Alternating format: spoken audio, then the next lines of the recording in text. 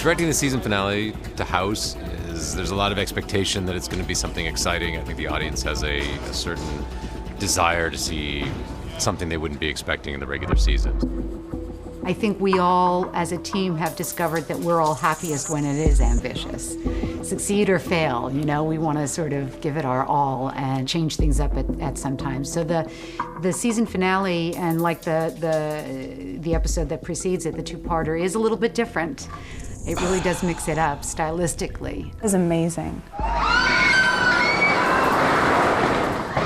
This whole bus crash sequence where Amber and House are on a bus that gets hit by a garbage truck.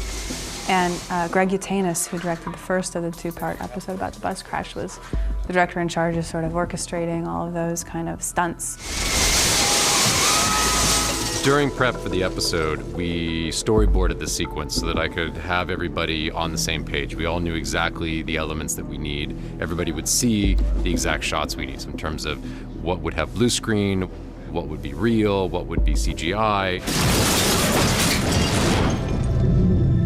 Once he's got his memory back, he remembers the crash in its entirety, and we're seeing the crash from beginning to end. And we do it all from inside the bus, so we never go outside and see the bus physically going through it. We're seeing it all outside the windows. And so there was a bus that was built on a sort of gadget for the whole bus to flip over. I think like all 360 degrees. Just basically the back half of the bus put inside of a gimbal that will spin it upside down or side to side and can go any direction, so depending on what our needs are.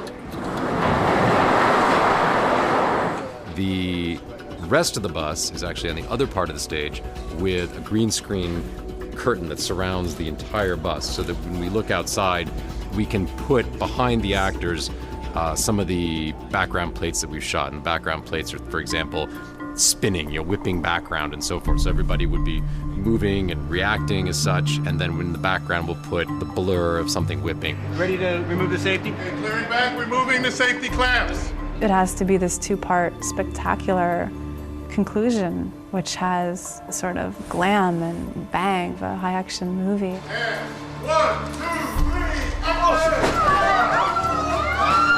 Behind us is a process we call poor man's process, which is when the vehicle itself is not moving and we use light gags and so forth to create the illusion of movement. So in this case today, we had a couple of the actors on the bus, on the ground, throwing glass, blowing their hair, and shaking the camera to give the illusion that the bus was going through some treacherous and exciting element, when in fact it's just sitting completely still.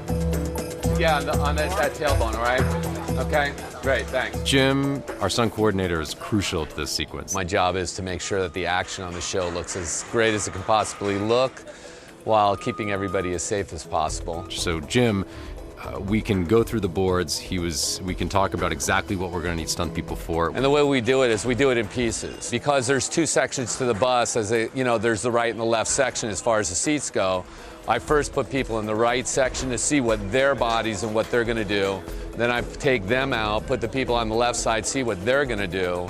And then once we've eliminated all the variables and know where people are going to land, basically, and what they're going to need as far as safety goes, I put all the elements together, and then we turned it over with everybody.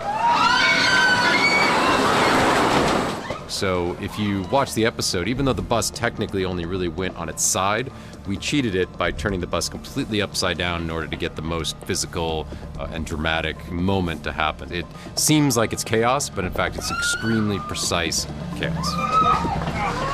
And of course, I wasn't in that part of the filming of the sequence, luckily, but I got to do a little bit of like them rocking it back and forth. So that was fun to do stunt work. It was incredible.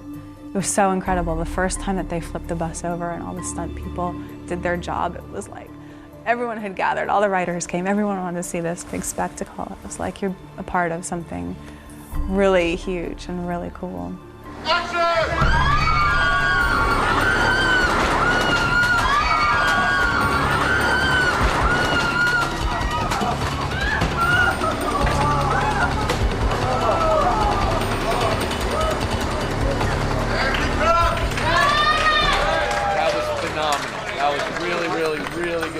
Action! actually was fantastic to be able to accomplish exactly what we set out to do. Everybody went full bore as to how can we make this extremely exciting, because it affects our main character so much. It isn't just a teaser with people we don't know yet. It's our main character in a horrific situation. So we have to really feel like we're with him and experience this accident with him. So it went great today. I was really, really happy.